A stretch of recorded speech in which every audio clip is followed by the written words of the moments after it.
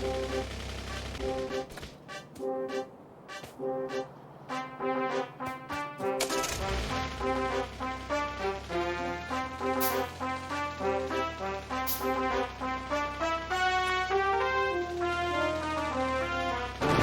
きやってくれ。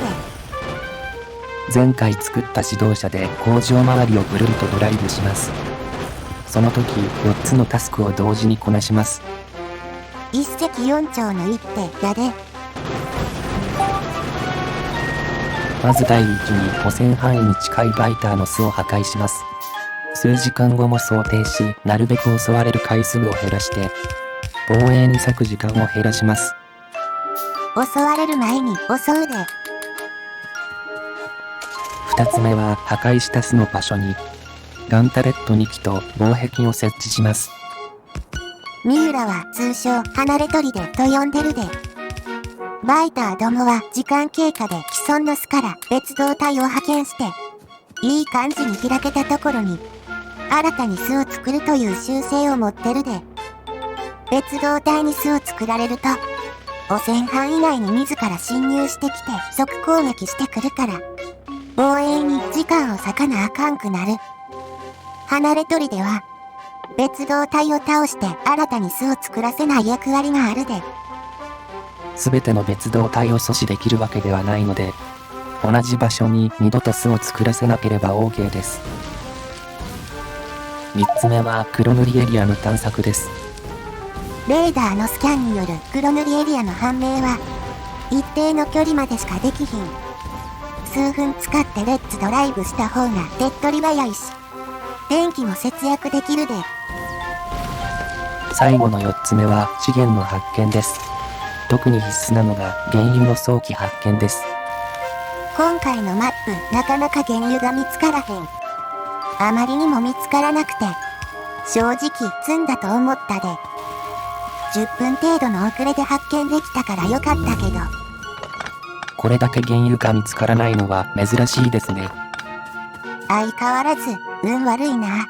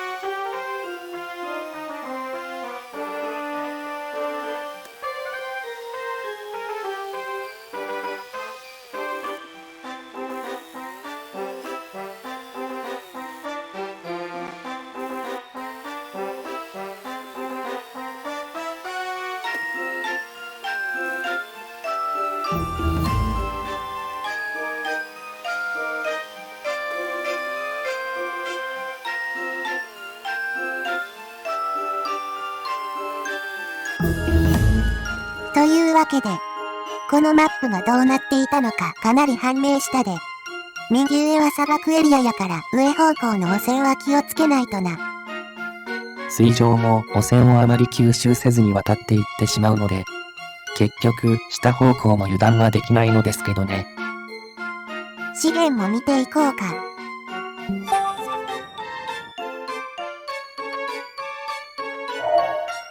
なかなか発見できなかった原油は、マップ上方向にあったで。大量に発見できたから、一度の採掘で終われるようにしたいな。前回も話した通り、石と石炭の新交渉は取りに行かずにクリアしたいので、注目すべきは、鉄鉱石と銅鉱石の交渉です。銅鉱石は 1M もあれば足りるけど、鉄鉱石は 2M は欲しいところやな。パッと見、すべての交渉はこの条件をクリアしてると思うから、どの交渉から取るべきか考えるで。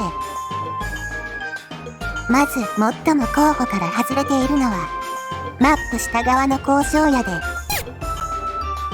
精錬エリアにベルトで運ぶ際、マップ下側から運ぶベルトは、加工ラインの動線を阻害する恐れがあります。次に候補から外れるのは、マップ右上の砂漠荒れ地エリアやで。森林の少ない場所は汚染が広がりやすいから、バイターの襲撃頻度が高くて防衛に時間を割かれてしまう。そうなると残る候補は一つだけ。マップ左上の交渉を狙いましょう。マップ中央左の鉄鉱石は惜しくも決定ならずです。理由は近くに銅鉱石の交渉がないので、電柱を打つ本数が増えてしまうことと、汚染発生源がばらつくと、その分防衛箇所も増えて管理が大変になるからです。そういうことや。まあ実際この交渉を取りに行くのはもっと後の話やけどな。まずは大量の地下パイプと電柱を持って原油エリアに行くで。と、その前にソーラーパネルができたから設置していくで。現実世界では電力生産の不安定さとか土砂災害、火災、土壌汚染等問題だらけやけど、ファクトリオの世界では関係ないで。未来の超技術使ってますからね。このソーラーパネルによって、日中の電力確保、石炭の使用率減少、汚染減少が期待できるで。鉄と銅は新交渉で補給できるので、ソーラーパネルの活用は有効だと判断しています。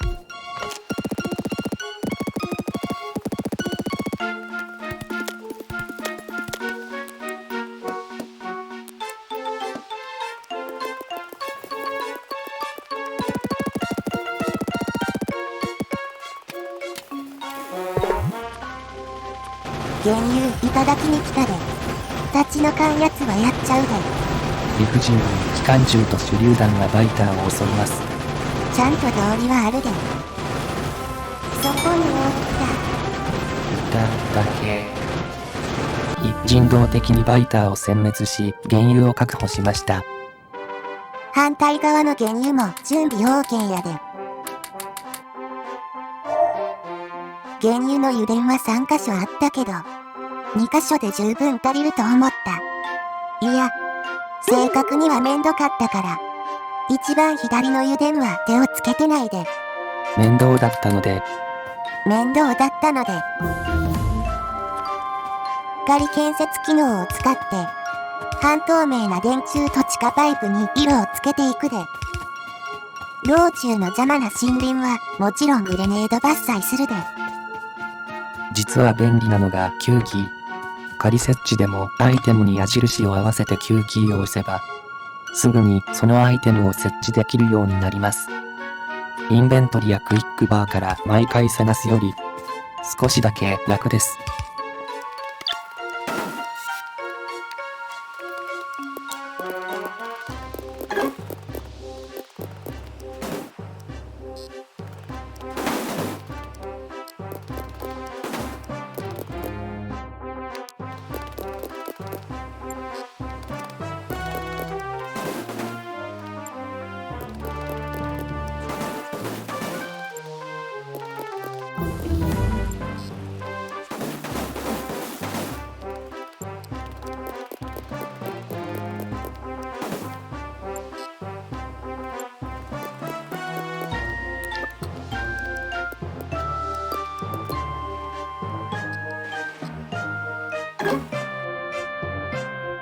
精錬ライン、加工ラインをこのようにまっすぐ組めば、必然的にこちら側に空間が生まれます。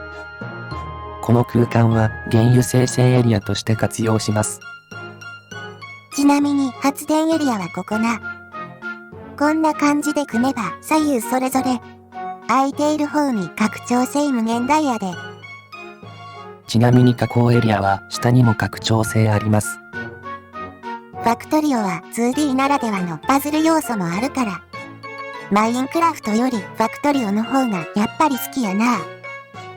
2D いいですよね。ゲームらしさがあって。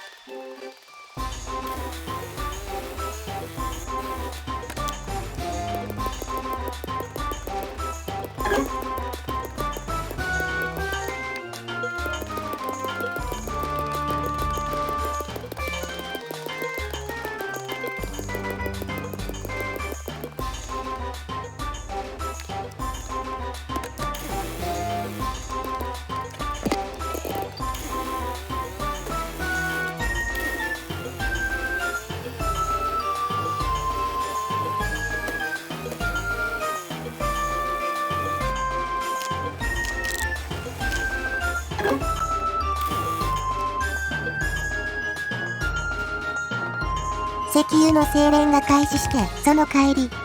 後半大量に必要な銅鉱石と石炭が詰まっててもったいなかったからチェストに貯めとくで。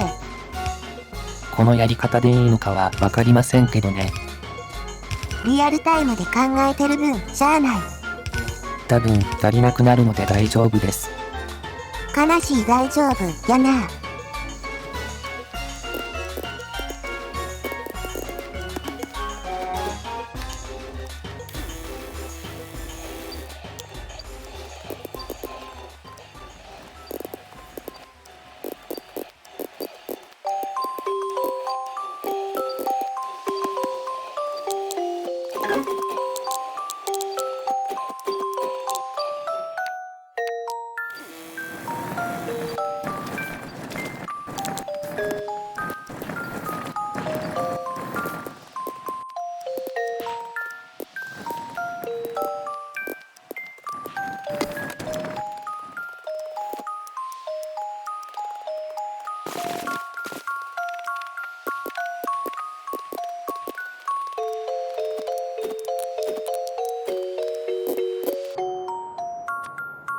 必要な素材はすべて用意できました。青サイエンスパックラインの自動生産化を目指して、あとは無心でラインを組んでいくだけです。ちゃっちゃとやってくれ。最初に作るのは、硫黄、硫酸、爆薬、崖用ダイナマイトです。手榴弾、埋め立て地、崖用ダイナマイト。聖地、3種の神器が揃えば、もう怖いものはありません。整地するの好きやから。石油の生成したら真っ先にダイナマイト作りたくなるで。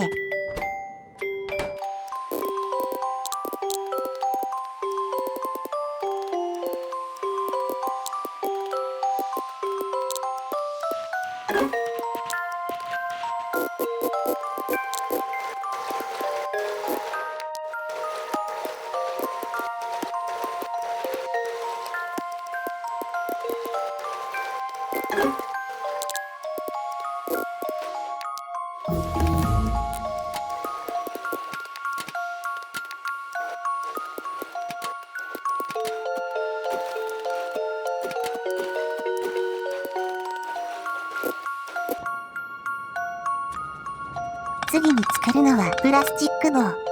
この辺からラインの終点を迎える素材がぼちぼち出てくるで。まずは石炭ライン。手榴弾はもうほぼ作り終えたから、実質石炭はもうプラスチック棒を作ることのみに専念してもらうで。専念したとしても、多分足りなくなります。シーズン1で使っていなかった、秘密兵器の助けが必要ですね。せやな。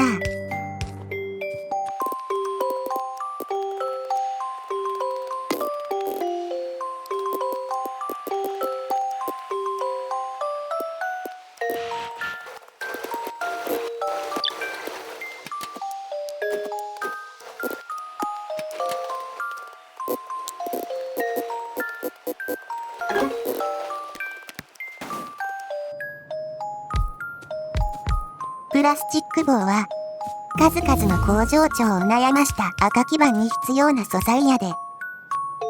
基板と名の付く素材はいずれも作成ハードル高いですね。緑基板の時と同じ要領で、まずは導線を作るで。できた導線はロングインサータで直接ぶち込むで。この組み方は我ながらお気に入りやで。赤基板を量産するタイミングで、緑基板も合わせて量産しに行く必要があるで。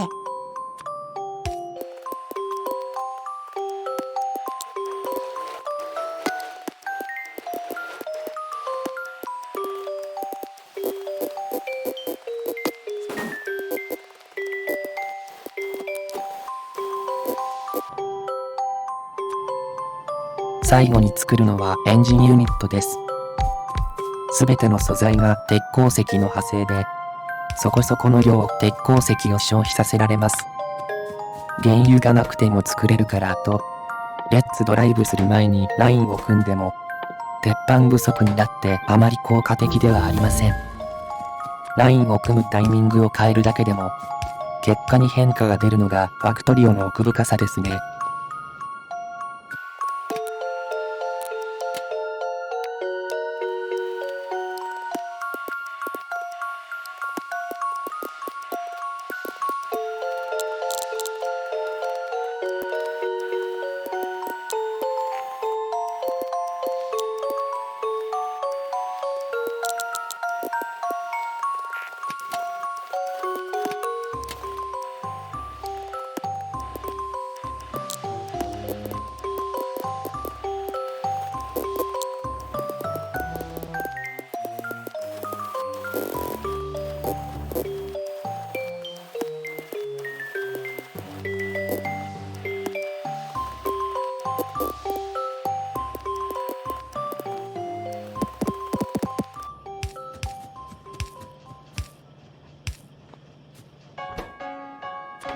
よーし。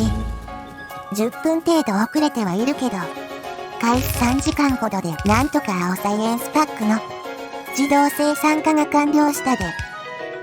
シーズン1と比較すると、2時間2分ほど時短しています。だいぶ差ついてるな。